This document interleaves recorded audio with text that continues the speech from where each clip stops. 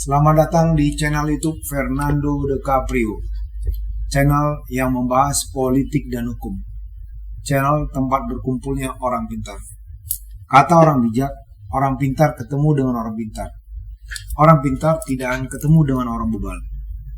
Pada hari ini, kami mau membahas di sini terkait dengan maraknya jaringan narkotika Indonesia dan turunnya dan atau memimpin timnya sebagai jaksa penuntut umum dalam kasus peredaran narkotika jaringan internasional. Komitmen tegas dalam memerangi peredaran gelap narkotika kembali ditunjukkan Kejaksaan Negeri Jakarta Barat. Kepala Kejaksaan Negeri Jakarta Barat, Dr. Nurul Wahida Rival, bahkan turun langsung memimpin jalannya persidangan perkara tindak pidana narkotika dengan dua terdakwa warga negara asing asal Malaysia di Pengadilan Negeri Jakarta Barat. Kepala Kejaksaan Negeri Jakarta Barat, Dr. Nurul Wahida SHMH, turun menjadi jaksa penuntut umum pada sidang pembacaan tuntutan terhadap dua terdakwa pelaku peredaran narkoba di Pengadilan Negeri Jakarta Barat. Dalam agenda persidangan tersebut, pembacaan tuntutan oleh jaksa penuntut umum Kejari Jakarta Barat terhadap kedua terdakwa masing-masing atas nama Adam Hazid bin Willy dan Muhammad Daniel Ikhwan Maula bin Muhammad Nur Iskandar Syah Abdullah. Kedua terdakwa ini diketahui warga negara asing Malaysia, sindikat narkoba internasional. Menurut Kepala Seksi Intel Kejari Jakarta Barat, Dani Khairuddin, kedua bandar dan pengedar narkoba jenis sabu-sabu dituntut hukuman mati oleh jaksa penuntut umum pada Kejari Jakarta Barat. Menurut jaksa penuntut umum, tidak ada hal-hal yang meringankan dalam perkara ini. Kejari Jakarta Barat selaku jaksa penuntut umum pada persidangan ini menyatakan bahwa kedua terdakwa terbukti melakukan percobaan atau pemufakatan jahat tanpa hak atau melawan hukum, menerima serta menjadi perantara dalam jual beli narkotika golongan 1, bukan tanaman, dengan berat melebihi 5 gram. Pasalnya, perbuatan mereka tidak hanya melanggar hukum, tetapi juga merusak generasi anak bangsa.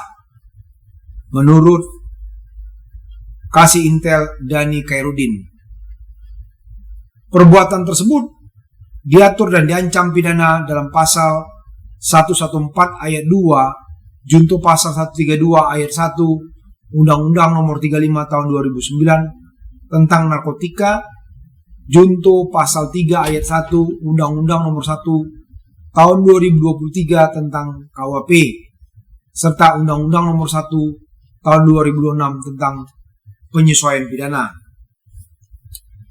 Atas perbuatan para terdakwa tersebut, penuntut umum menuntut agar majelis hakim menjatuhkan pidana mati kepada kedua terdakwa. Hal ini dibacakan langsung oleh Kejari Jakarta Barat dalam persidangan. Tuntutan mati tersebut merupakan yang pertama diajukan jaksa penuntut umum di wilayah hukum Kejaksaan Tinggi Daerah Khusus Jakarta pada tahun 2026 ini terhadap warga negara asing dalam perkara narkotika. Keterlibatan kedua terdakwa yang merupakan warga negara asing juga mengindikasikan adanya jaringan peredaran gelap narkotika lintas negara yang berpotensi merusak generasi bangsa melalui peredaran narkotika di wilayah Indonesia. Kita mengapresiasi atas turunnya langsung Kajari Jakarta Barat yang memimpin langsung timnya dalam menuntut terdakwa atas peredaran narkotika jaringan internasional. Berarti Kajari Jakarta Barat mau menunjukkan bahwa Kejaksaan Negeri Jakarta Barat di bawah kepemimpinan mereka benar-benar komitmen untuk memberantas jaringan narkotika internasional. Sebenarnya kalau peredaran narkotika di wilayah hukum Jakarta Barat dan Tangerang, sepengetahuan saya sejak dahulu, mereka tidak pernah main-main terhadap pengguna maupun peredaran narkotika di wilayah hukum Jakarta Barat dan Tangerang.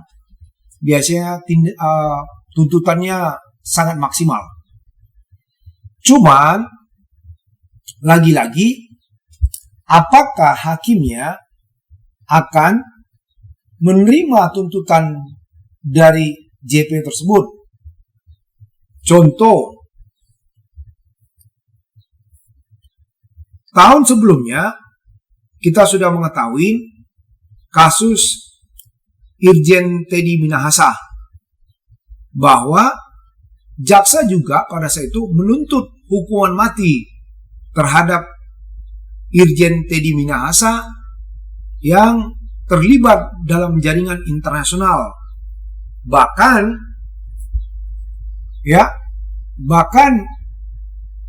dalam persidangan terdakwa lain yang tertangkap mengatakan bahwa dia sudah mengadakan kerjasama dengan Teddy Minahasa. Lagi-lagi pada saat itu, akhirnya majelis hakim yang dipimpin langsung wakil ketua Pengadilan Negeri Jakarta Barat menjatuhkan vonis seumur hidup. Ya, padahal seharusnya kalau menurut KUHP lama pada saat itu, sesuai dengan pasal 52 KUHP yang lama, di situ dinyatakan bila mana seorang pejabat karena melakukan perbuatan pidana melanggar suatu kewajiban khusus dari jabatannya atau memakai kekuasaan, kesempatan atau sarana yang diberikan kepadanya karena jabatannya, pidananya dapat ditambah sepertiga. Artinya, tindakan dari hakim yang memimpin persidangan pada saat itu dalam kasus Teddy Minahasa, dia tidak melihat ke arah sana. Dan menurut saya itu kurang cermat. Lagi-lagi atas putusan tersebut, menurut saya, kalau kita kaitkan dengan peristiwa adanya tuntutan terhadap ABK yang kemarin dituntut hukuman mati, ya, anggota DPR Komisi 3 melakukan supervisi atau mungkin mengintervensi dikarenakan tuntutan tersebut dianggap terlalu berat. Harusnya menurut saya, ya, anggota DPR tidak perlu melakukan demikian. Karena dalam sistem pemerintahan kita, antara eksekutif dan legislatif, juga yudikatif, itu tidak boleh saling mengintervensi. Walaupun dengan alasan bahwa Ini menyuarakan suara rakyat.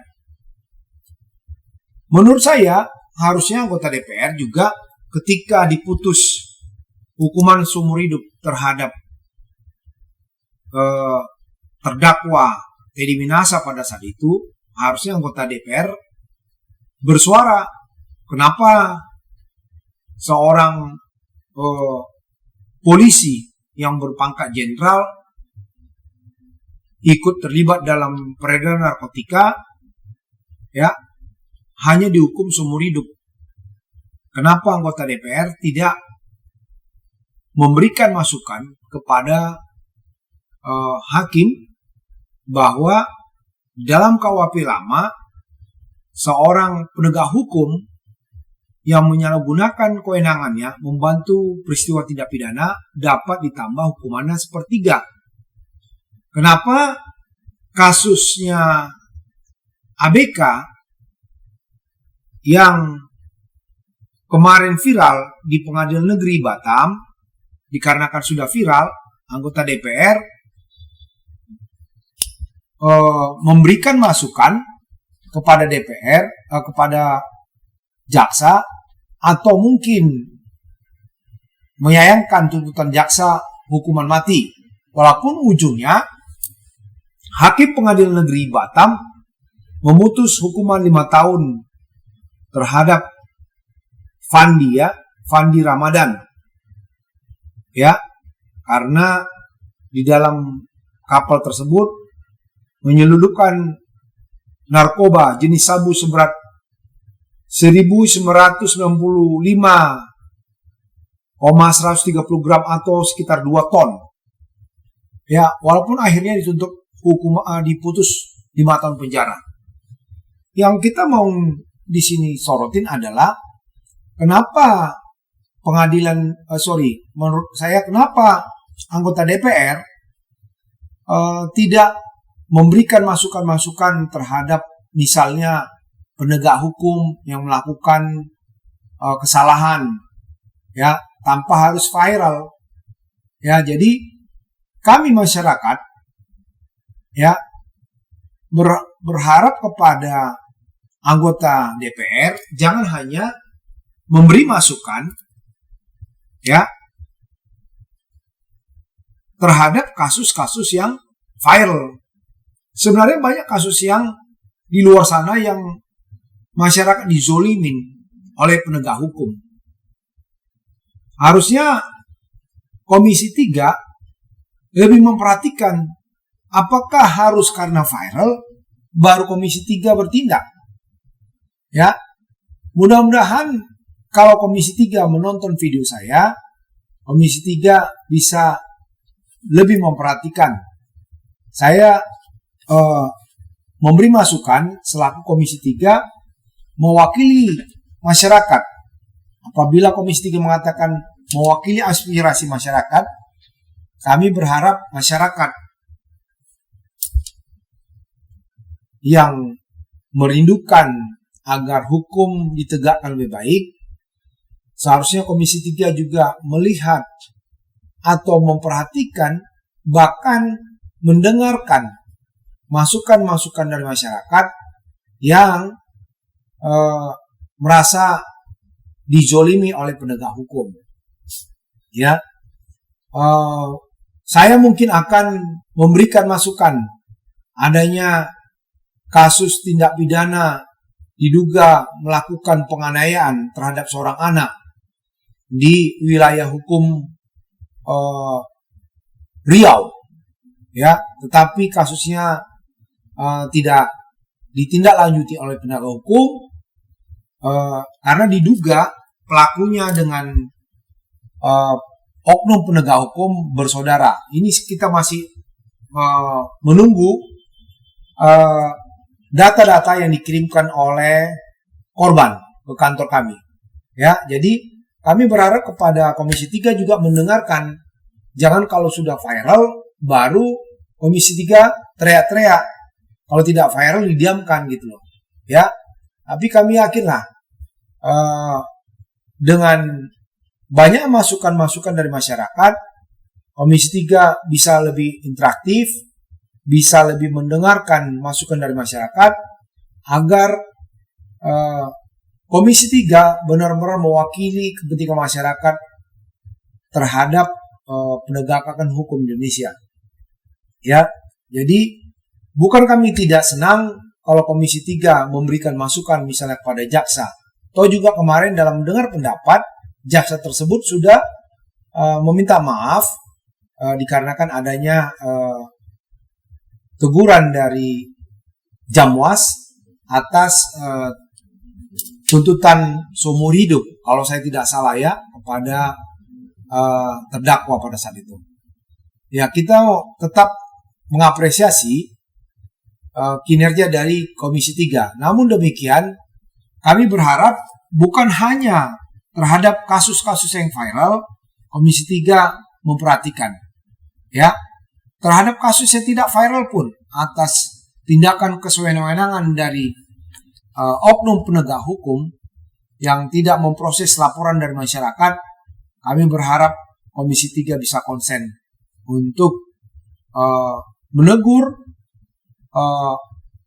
bahkan meminta kepada pimpinan dari penegak hukum tersebut untuk mencopot oknum-oknum yang menyalahgunakan kewenangannya.